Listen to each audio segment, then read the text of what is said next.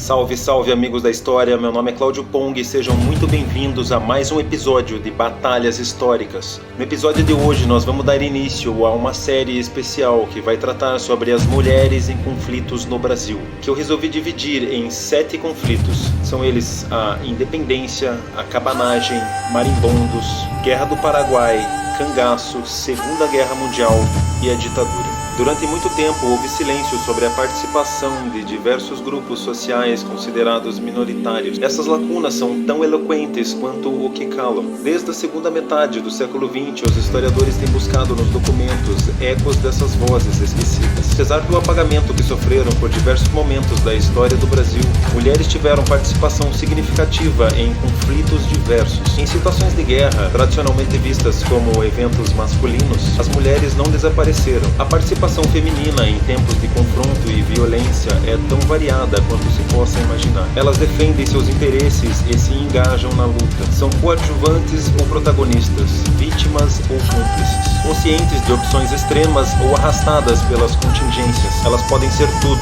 menos ausentes, e portanto a história também lhes pertence. Toca o barco.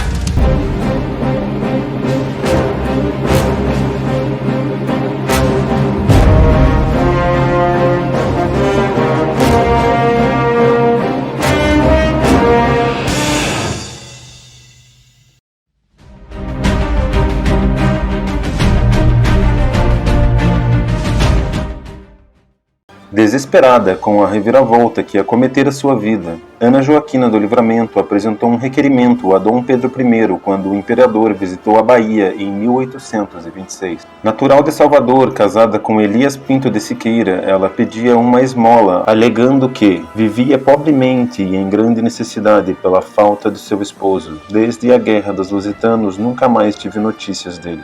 Não se sabe se o requerimento de Ana Joaquina foi atendido nem o que aconteceu com seu marido, mas uma coisa é certa.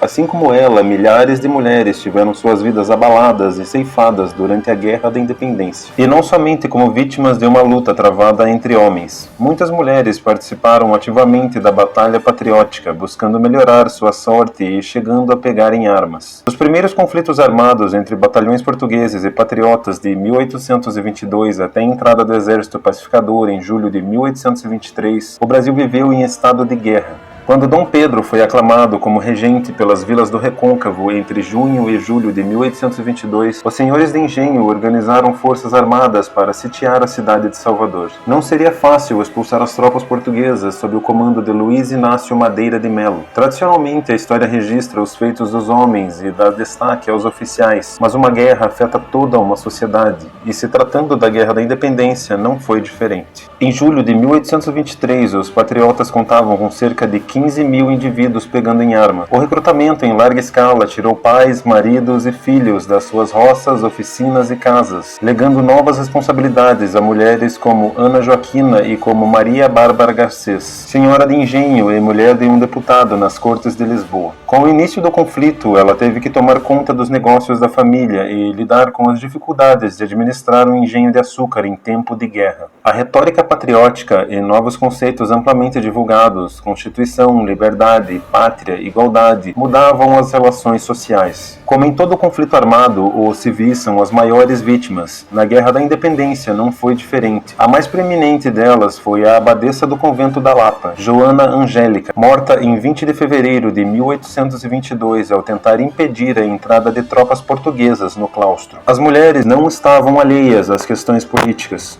Em maio de 1822, 186 senhoras manifestaram seu apoio a Dom Pedro I por meio de uma carta à princesa Leopoldina. A senhora do engenho, Maria Bárbara, apoiava as Cortes de Lisboa, mas criticou duramente a atuação de Madeira em Salvador. Uma menina de 13 anos, poetisa, principalmente, também lamentou as lutas que se seguiam.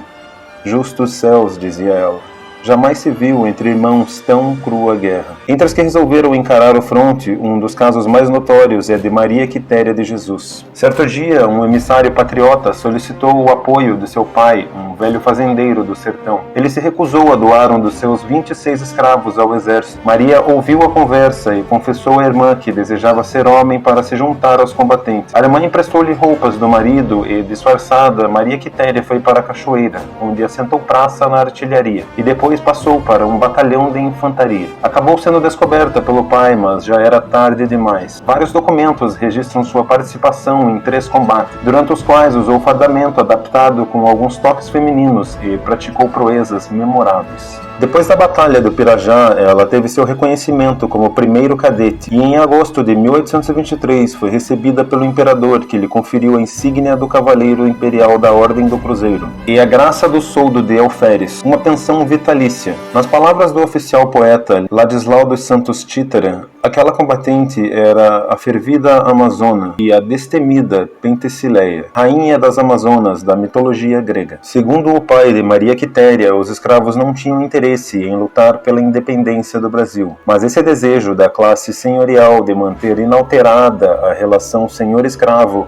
não foi realizado. A fuga de cativos aumentou durante a guerra. O redator do Seminário Cívico, periódico leal às Cortes de Lisboa, teve de lidar com 7 perdas, entre elas a de uma negra engomadeira e costureira com um filho pequeno. Em fevereiro de 1824, uma senhora ainda procurava Maria Rita, crioula que fugiu quando as tropas de Portugal se retiravam. Escravos procuravam os acampamentos brasileiros e tentavam se alistar como soldados. Alguns assentavam praça, outros foram empregados em trabalhos braçais. Também havia o que fazer nos acampamentos para costureiras como Maria Rita, para cozinheiras e para vendedoras de víveres, ocupações de muitas negras em tempos de paz. É bem provável que mais escravas, libertas e mulheres livres tenham entrado em combates, mas há pouquíssimos registros disso. Entre os 200 quilombolas supostamente incentivados por Madeira a atacar pontos brasileiros em Pirajá em dezembro de 1822, possivelmente houvesse figuras femininas. A região tinha longa tradição de formação de quilombos e em fevereiro daquele ano houve denúncias de numerosos ajuntamentos de negros armados e mulheres que se lhes agregavam. O general Labatu não hesitou em fuzilar mais de 50 escravos presos depois do ataque e mandou açoitar os outros, talvez ao indício de que poupasse a vida das mulheres. A tradição oral de Itaparica registra o papel da negra Maria Felipa de Oliveira na defesa da ilha contra o ataque português de janeiro de 1823. Ela teria liderado mais de 40 mulheres negras e índias. Infelizmente, não há documentação que comprove esses relatos, mas o cônsul britânico comentou sobre a vitória dos itaparicanos. Disse que as mulheres participaram da ação e também incentivaram os seus enquanto durava. Ao fim da guerra, as mulheres retomaram suas vidas. Como Ana Joaquina, muitas choravam a morte ou o desaparecimento de maridos e filhos. Viúvas solicitavam os soldos atrasados dos maridos. Escravas foragidas, como Maria Rita, procuravam a todo custo evitar os seus senhores. Maria Quitéria voltou à casa paterna, casou-se com um lavrador e levou uma vida recatada. Por volta de 1843, depois da morte do marido, ela e uma filha se mudaram para Salvador. A memória da guerra pela independência apagou o papel das mulheres. Embora Joana Angélica fosse lembrada como vítima da prepotência portuguesa, não há indício de que Maria Quitéria tenha sido celebrada em vida. Passou-se mais de um século antes que ela fosse consagrada a heroína, e em 1953 recebeu um monumento e em 1996 foi reconhecida como patrono do quadro complementar de oficiais do Exército Brasileiro. Mais recentemente, a história de Maria Felipa de Oliveira também foi resgatada da tradição oral e incorporada às comemorações de independência na Bahia. Nada mais justo, afinal, dentro ou fora do campo de batalha, as lutas pela independência também foram negras, femininas e populares. Um muito obrigado e prepare-se para a batalha.